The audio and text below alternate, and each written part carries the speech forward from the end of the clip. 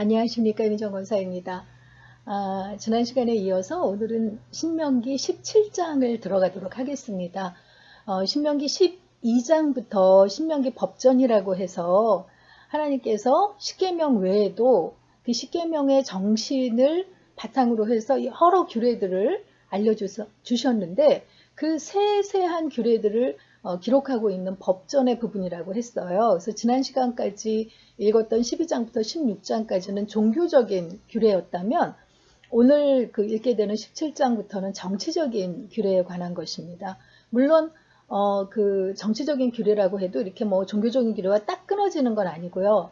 하나님의 나라 이스라엘은 워낙 하나님의 나라라는 정체성이 있기 때문에 정치적인 규례도 아직은 하나님이 왕이 되시는 나라에서 행해지는 거기 때문에 이렇게 종교적인 규례하고 이렇게 연결되어 있는 걸 볼 수 있어요. 그래서 처음에 이제 하나님께서 가증하게 여기시는 것에 대한 설명을 한 후에 왕의 규례에 대해서 아직은 이스라엘 백성들이 하나님을 왕으로 모시고 있지만 앞으로 주변 나라들처럼 왕을 세우고 싶다 그래서 왕을 세울 마음이 들거든 이러한 규례로 왕을 세워라 라고 이제 왕의 규례에 대해서 먼저 말씀해주고 계시는 그런 장입니다.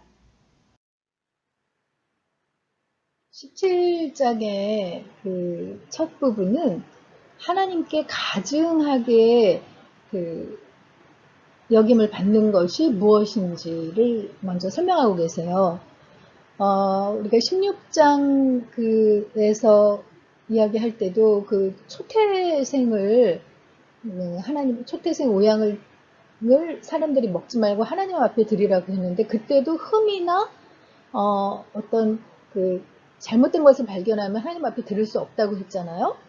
그런데 나중에 이런 것들이 이렇게 구약 시대가 진행이 되면서 흐릿해져 가지고 하나님 앞에 드린다고 이렇게 정해놨다가도 좋은 것은 자기가 먹으려고 빼놓고 흠 있는 것으로 이렇게 제사를 드리는, 그러면서 나는 할 거 다 했다고 이러는 일들이 이제 생기게 된 것을 볼 수 있어요. 하나님께서 그것을 지적한 것을 볼 수 있는데 그런 일들을 하나님께서 가증하게 여기신다고 말씀하고 계십니다. 그리고 가장 또 하나님이 가증하게 여기시는 거는 우상숭배죠. 하나님께서 주신 가나안 땅에 살면서 남자든 여자든 하나님과의 언약을 깨뜨리고 다른 신들을 찾아가서 섬기면서 하나님께서 만드신 해나 달이나 모든 그 별들 앞에 엎드려서 절하는 사람들이 생긴다면 이것이 이제 사람들한테 알려진다면 이거를 잘 조사해서 이스라엘 안에서 이런 역겨운 일들이 반복되지 않도록 이런 일들을 행한 우상숭배한 사람들, 남자든 여자든 이런 악한 일을 한 사람들을 성문 밖으로 끌어내서 돌로 쳐서 죽여야 한다고 얘기를 하고 계세요. 지난번에도 말씀을 드렸지만 성읍이 우상을 섬길 때도 성읍을 멸하라고 하셨잖아요. 그런데 이런 일들을 행할 때 한두 사람의 그런 이야기나 소문에 의해서 행하는 것은 절대 안 되고 반드시 두세 사람의 증언이 있어야 한다는 것. 그리고 죽일 때는 그 증언을 한 그 증인이 맨 먼저 돌로 치고 그 다음에 모든 백성이 뒤따라서 돌로 치라고 명령을 하십니다. 그래서 이스라엘 안에서 이런 하나님이 가증하게 여기는 일을 뿌리 뽑아서 거룩한 하나님의 공동체가 되는 것을 이어가라는 거죠. 이 우상 숭배를 이렇게 깨끗이 제거하라는 이야기는 진짜 지금 벌써 몇 번이 반복되는지 모르겠어요. 참 모세가 신명기를 통해서 같은 이야기를 반복하면서 절절하게 하나님의 규례를 지키고 하나님께 복받을 길을 택하라고 얘기하고 있는데 유대인의 속담 가운데 이런 얘기가 있다고 해요. 유대에서 이제 말씀을 가리키는 선생님을 랍비라고 하잖아요. 근데 100번 반복하는 랍비는 101번 반복하는 그 랍비와 견줄 수 없다. 이런 말이 있다고 해요. 그러니까 그만큼 그 반복 수업이, 반복 학습이 굉장히 중요하다는 거를 그 히브리 교육에서는 강조하고 있는데, 이 모세만 해도 벌써 우상숭배에 관한 이야기를 진짜 끝도 없이 반복하고 있는 것을 볼 수 있습니다. 앞으로도 계속해서 나올 거거든요. 그래서 이렇게 우상숭배를 하나님이 가증하게 여기신다는 이야기를 하고 있고요. 그 다음에 이제 그 이스라엘 성 안에서 서로 피를 흘렸거나 다투었거나 구타하거나 이런 그 분쟁이 생겨가지고 그 판결하기 어려운 일이 생길 때 아까 그 지난 시간에도 말씀했듯이 각 성읍에 재판하는 재판관을 두어서 그런 것들을 판결하게 하고 공의롭게 하라고 명령을 하셨는데, 그 성읍에서 그 판결하기 어려운 일은 중앙 성소, 그 예루살렘 가운데 있는 중앙 성소에 있는 그 상급 재판소, 그 제사장이 있는 곳으로 그 문제를 가지고 가서 의뢰하라고 그렇게 말씀하고 계세요. 그래서 제사장과 그때 직무를 받고 있는 그 재판관에게 가서 재판을 요청하면 제사장과 재판관들이 그것에 대해서 판결을 내려줄 것이다.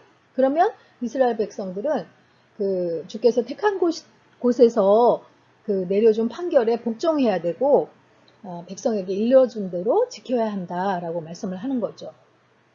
그들이 내려준 판결을 어겨서 우로나 좌로나 벗어나면 안 되고, 그렇게 거역하는 사람이 있으면 죽음으로 다스리라고, 그런 그 악을 이스라엘에서 뿌리 뽑으라고 말씀하십니다. 그래야 온 이스라엘 백성이 듣고 두려워하고 다시는 아무도 재판 결과를 하찮게 여기지 않을 것이라는 거죠.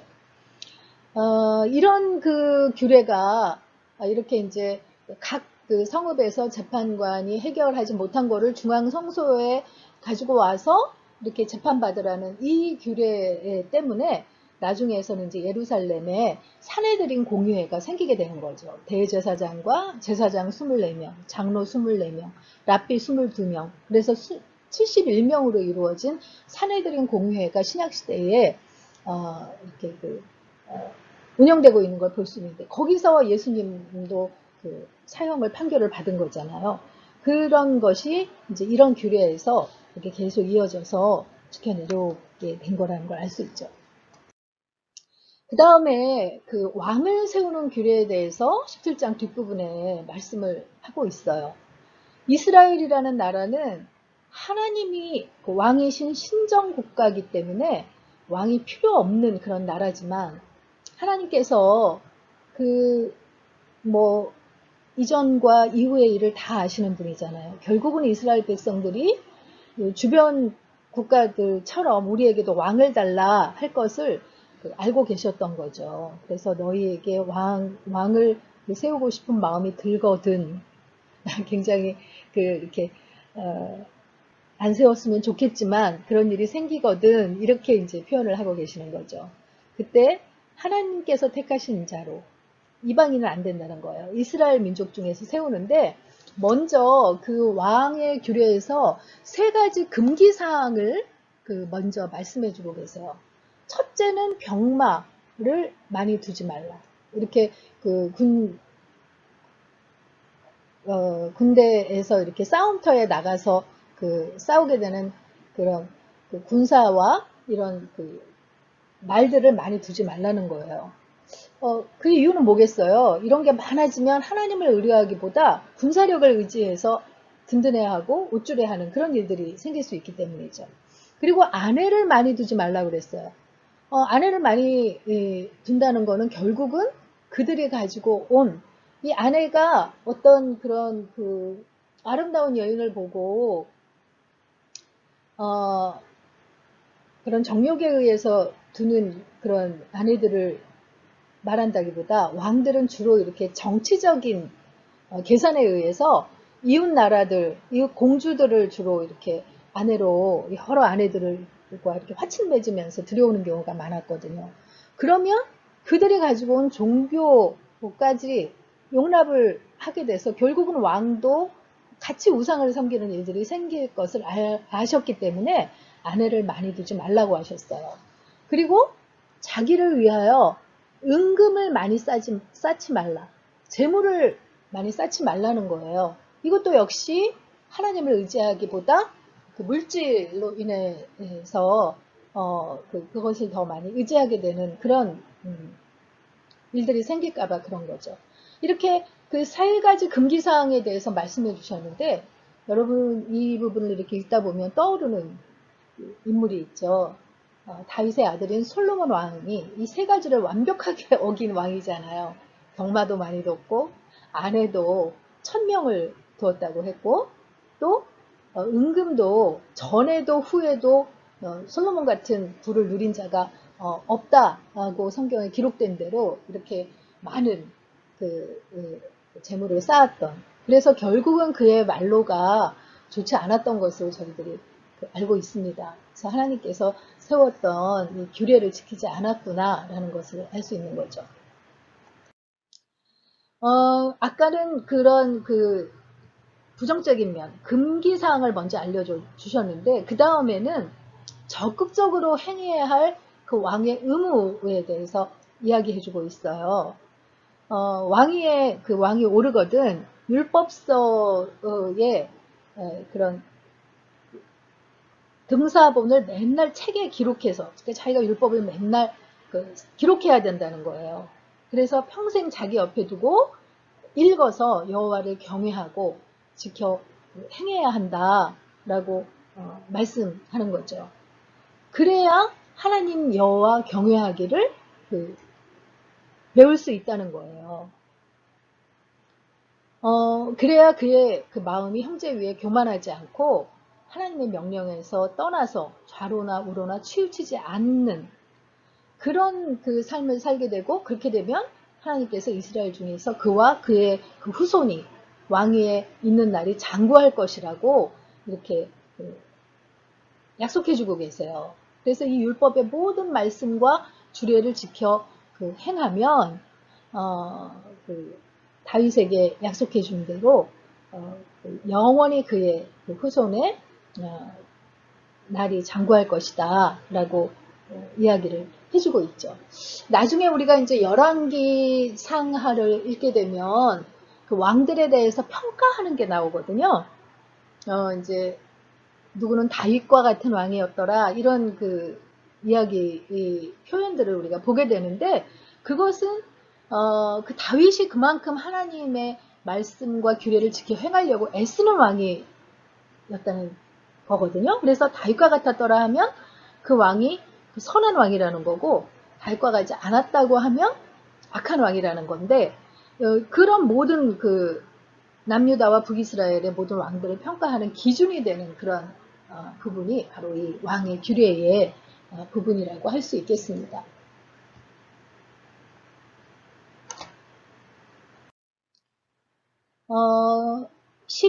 17장을 읽으면서 묵상해 볼 포인트는요, 나에게 있어서 진정한 왕은 누구신가요? 하는 그런 질문입니다.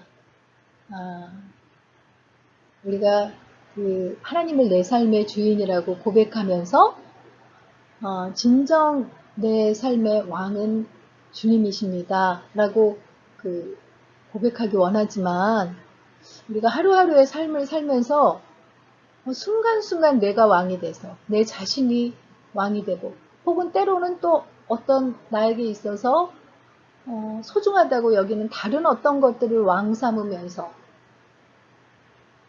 때로는 우리가 의지하는 어떤 물질, 자녀, 이런 것들을 왕 삼으면서 살고 있지는 않은지, 나에게 있어서 진정한 왕이 누구인지 한번 묵상해 보시는 그런 하루가 되었으면 좋겠습니다. 신명기 17장 읽고 마치도록 하겠습니다. 17장. 흠이나 악질이 있는 소와 양은 아무것도 내 하나님 여호와께 드리지 말지니 이는 내 하나님 여호와께 가증한 것이 됨이니라. 내 하나님 여호와께서 내게 주시는 어느 성 중에서든지 너희 가운데 어떤 남자나 여자가 내 하나님 여호와의 목전에 악을 행하여 그 언약을 어기고 가서 다른 신들을 섬겨 그것에게 절하며 내가 명령하지 아니한 이를 성신에게 절한다 하자. 그것이 내게 알려짐으로 내가 듣거든 자세히 조사해 볼지니 만일 그 일과 말이 확실하여 이스라엘 중에 이런 가증한 일을 행함이 있으면 너는 그 악을 행한 남자나 여자를 내 성문을 끌어내고 그 남자나 여자를 돌로 쳐 죽이되 죽일 자를 2사람이나 3사람의 증언으로 죽일 것이요 한 사람의 증언으로는 죽이지 말 것이며 이런 자를 죽이기 위하여는 증인이 먼저 그에게 손을 댄 후에 뭇 백성이 손을 댈지니라.